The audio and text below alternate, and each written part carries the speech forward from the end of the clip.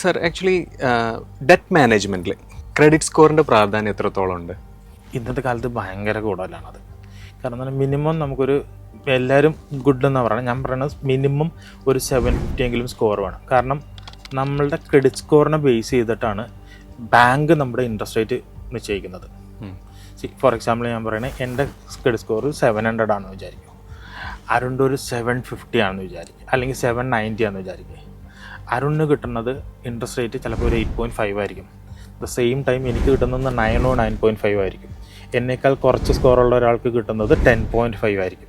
Okay. So ആ interest റേറ്റിൽ ഭയങ്കര വ്യത്യാസം വരും. അതാണ് ഒരു ബാങ്കിൻ്റെ ബേസ് എന്ന് പറയുന്നത് നമ്മുടെ ക്രെഡിറ്റ് സ്കോറാണ്. ഇയാളുടെ ക്രെഡിബിലിറ്റി, ഒരാളുടെ ക്രെഡിബിലിറ്റി നോക്കിയിട്ടാണല്ലോ ആ ക്രെഡിബിലിറ്റി നിശ്ചയിക്കുന്നത് ക്രെഡിറ്റ് സ്കോറാണ്.